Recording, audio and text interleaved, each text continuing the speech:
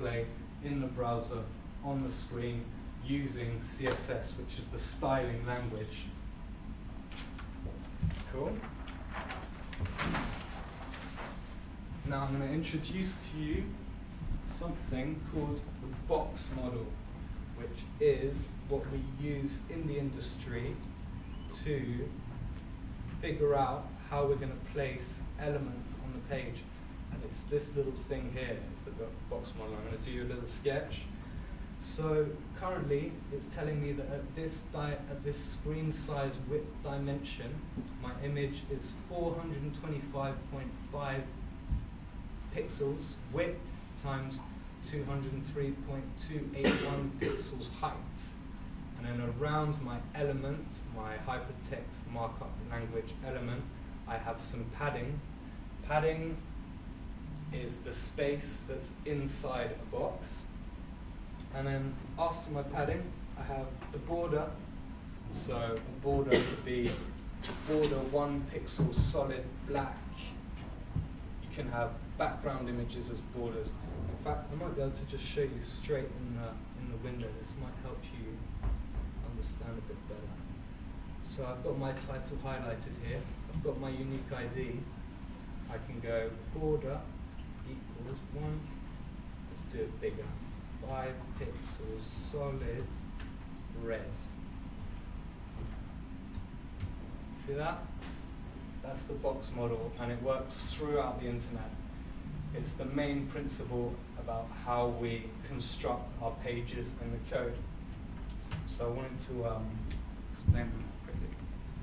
So every time you're going to place an element, a title, an image, a text, a logo, let's represent that by a box. There we go. So this is our main element area. Then we want to apply some spacing inside our box because we don't want it to be too close to the edges on certain pixel dimensions. So I'm just basically recreating that box we just looked at. So this is our padding. And then we have another box after the padding, which can be any thickness you want, which is the border. So you could declare 5 pixels solid red, like I just did up that. And then we have another spacing element outside the box. So we have all these different spacing areas to have very specific, fine control over exactly how our box is going to appear depending on where it is. Right? So this one here is called the M. Just write those down for you so they sink in a bit.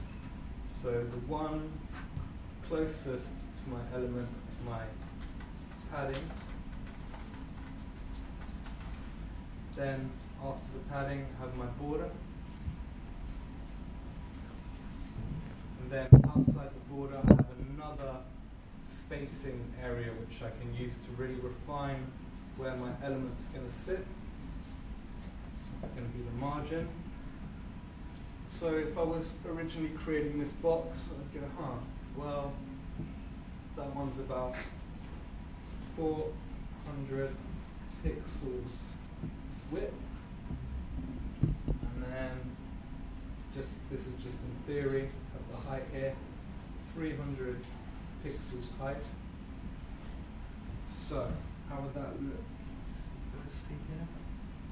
So, I have my object, which is my title image. Open the curly brackets. Width equals 400 pixels. Height, just going to breeze through this, 300 pixels. Bit of gaps around the edge so that it looks good when the screen squishes onto a mobile device, for example. So it's about 50. So we can go padding, getting a bit lower here, you can see it. Padding,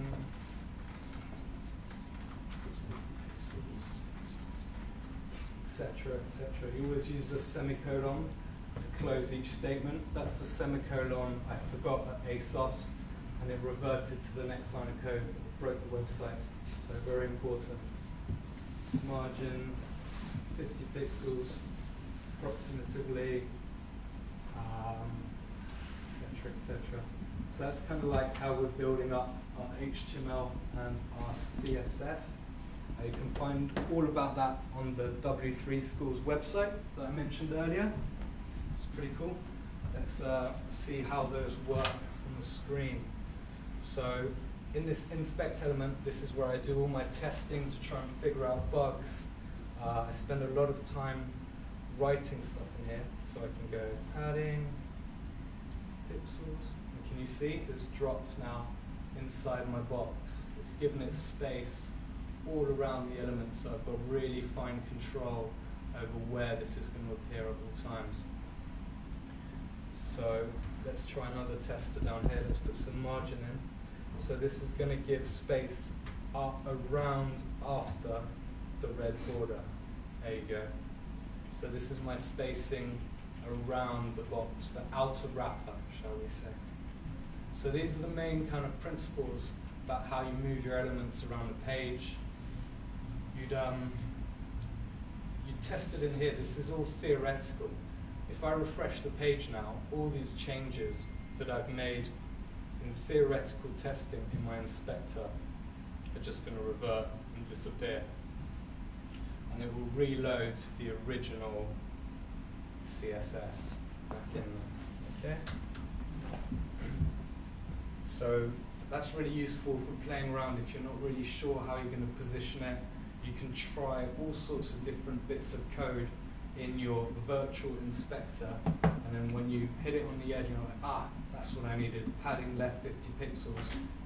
You know that that was the correct sizing you need, and you report it back into your text editor, which is where we're going to be editing some code on the next slide, jumping in.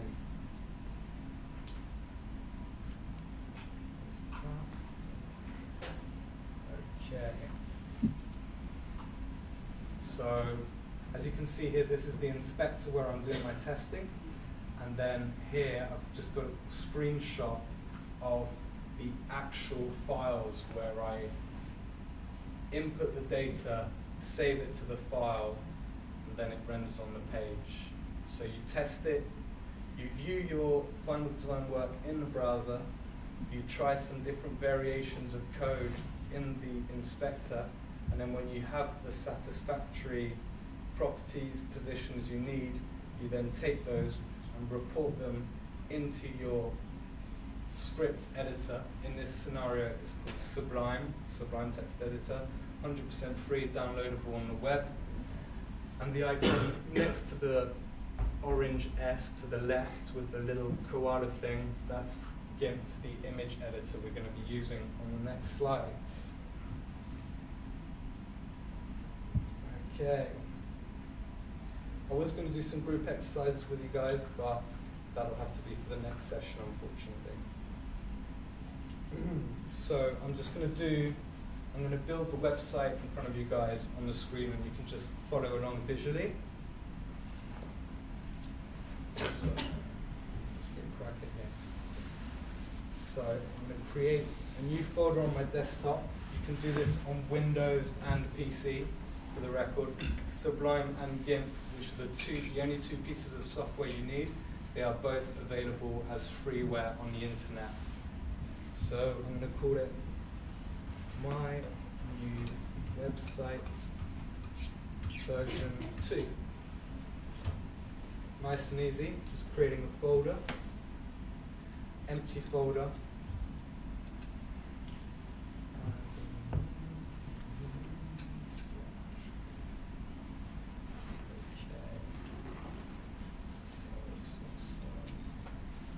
So I've got my GIMP image editor for the background of images and the logo open. I've got my Sublime Text Editor open.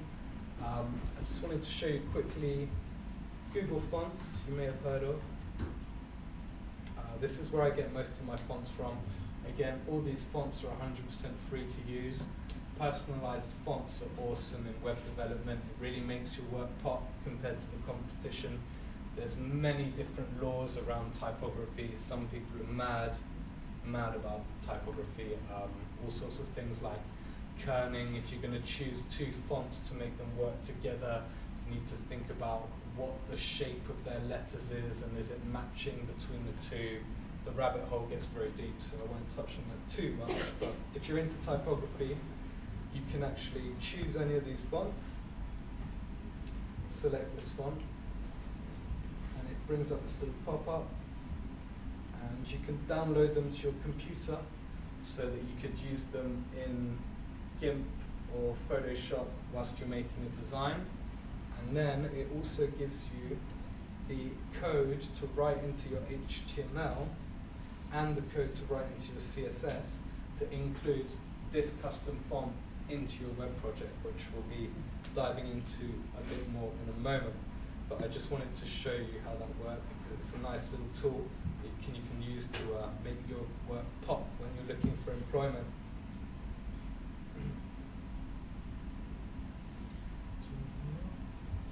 So another really cool tool that I've been using a lot recently is unsplash.com. What you mustn't do as a web developer is go onto Google Images, type super large image, find an image you really like. Oh, this looks awesome, this will work with my work. Grab it, upload it to your server, use it as a background image on your website. You can get into a lot of trouble. Do not do that. There are companies out there like Getty Images, for example, is the main predator. If you do that and you accidentally use one of their watermarked images, they will try and